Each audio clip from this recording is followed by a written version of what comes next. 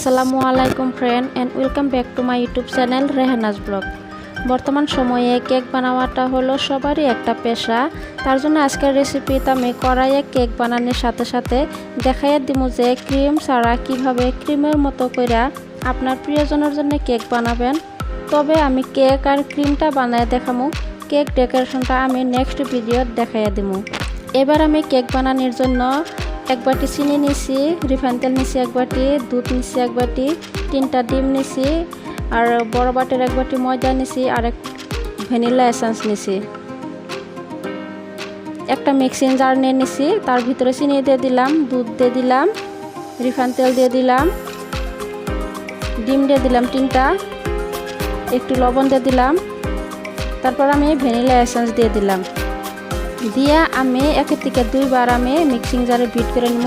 এই যে আমি বিট করে নিছি, তারপর আমি একটা সসপ্যানে ঢালে নিলাম। প্রথম পর্যায়ে আমি মোল্ডটা প্রিপারেশন করে নিই, তার জন্য আমি মোল্ডের ভিতরে রিফাইন তেল দিয়ে দিছি, দিয়ে ব্রাশ দিয়ে চারদিক দিয়ে আমি তেলটা মিলিয়ে নিছি। তারপর আমি ময়দা দিয়ে দিলাম, ময়দা দিয়ে আগের মতো করে চারদিক দিয়ে আমি মিলিয়ে নিলাম, হয়ে গেছে। এবার আমি কেকের ব্যাটারটা রেডি করে নেই। আমি ময়দা দিয়ে দিতেছি, অল্প অল্প করে দিতেছি আর আমি ব্যাটারটা বানিয়ে নিতেছি। একবারে কিন্তু ময়দাটা দিয়ে দিই নাই। এই যে কেকের ব্যাটারটা কিন্তু রেডি হয়ে গেছে। তারপর আমি ছোটো চামচের 1 চামচ আমি বেকিং সোডা নিয়েছি আর বেকিং পাউডার নিয়েছি, নিয়ে আমি এইভাবে করে আমি মিক্স করে নিতেছি, চারদিক দিয়ে ঘোরাইতেছি আর মাঝ দিক দিয়ে আমি টাইনে নিতেছি। এই যে আমার কেকের ব্যাটারটা কিন্তু রেডি হয়ে গেছে। তারপর আমি আগে থেকে রেডি করে রাখা মোল্ডে লগালগ ঢালে নিলাম, তারপর অল্প ট্যাপ ট্যাপ করে নিলাম। এবার আগে থেকে গরম করে রাখা কড়াইয়ে আমি মোল্ডটা রেখে দিলাম। আমি এই কড়াইয়ের ভিতরে লবণ দিয়ে আমি 5 মিনিট সময় লো পাওয়ারে আমি গরম হবার দিছিলাম। এখন আমি 30 থেকে 35 মিনিট সময় কেকটা হবার দিব। আর গ্যাসের পাওয়ারটাই কিন্তু একদম লোতে রেখে দিছি। এই যে 30 মিনিট পর কেকটা হয়ে গেছে, তাও আমি অল্প চেক করে দেখতেছি, একদম পুরা হয়ে গেছে। এখন আমি এই কেকটা ঠান্ডা করে দেখাইতেছি। এই যে কেকটা কিন্তু পুরো ঠান্ডা হয়ে গেছে।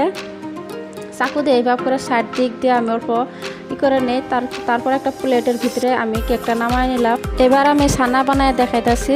তার জন্য আমি 1 লিটার গরুর দুধ নিয়ে নিছি আর আমি 2 চামচ ভিনেগার আর 4 চামচ আমি পানি দিয়ে আমি মিক্স করে নিছি। দুধটা অল্প বলক হওয়ার লগে লগে আমি এই ভিনেগার দিয়ে দিলাম। ভিনেগার দেওয়ার সাথে সাথেই কিন্তু দুধটা ফাইটা হেরে ছানা হওয়া আরম্ভ হয়ে গেছে। তারপর আমি একটা পরিষ্কার সুতির কাপড় নিয়েছি, এর ভিতরে এই ছানাটা আমি ঢেলে দিলাম।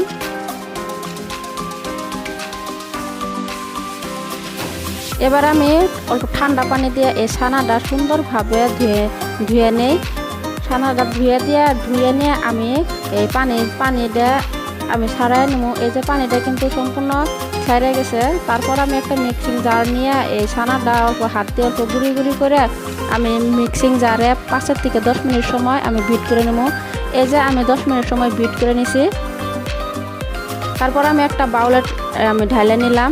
তারপর একটা হ্যান্ড উইক দিয়ে এই ভাব করে আমি মিক্স করে নিতেছি আবারও ছানাগুলা। তারপর আমি বাটার নিয়ে নিছি, বাটারটাও আমি হ্যান্ড উইক দিয়ে আমি মিক্স করে নেই। এই যে এবার আমি চিনি নিয়ে নিছি, চিনিটা আমি পাউডার বানিয়ে নিছি।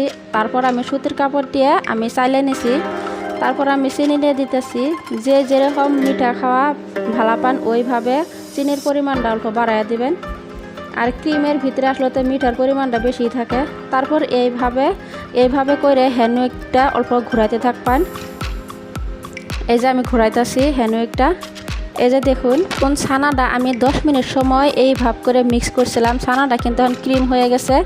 এই যে দেখুন কত সুন্দরভাবে ক্রিম হয়ে গেছে, একদম অরিজিনাল ক্রিমের মতো, বাজারের ক্রিমের মতো মনে হইতেছে। এখন আমি প্রায় 10 মিনিট সময় আমি ফ্রিজে রেখে দেবো। ছানাটা ফ্রিজে রেখে দিছি। এবার আমি কেকটা 3 ভাগে কাইটে নেই। এই যে আমি 3 ভাগে কাইটে নিছি কেকটা। এই যে ছানাটা ফ্রিজের থেকে আমি বাইর করে নিয়ে নিছি। সুগার সিরাপ বানায় নেবো, তার জন্য অল্প পানির মধ্যে 5 চামচ চিনি দিয়ে আমি মিক্স করে নেব। তারপরে যে কেকটা আমি নিয়ে নিছি কেক টেবিলে, আর আমি ক্রিম দিয়ে দিতেছি, বানানি ক্রিমটা দিয়ে দিতেছি।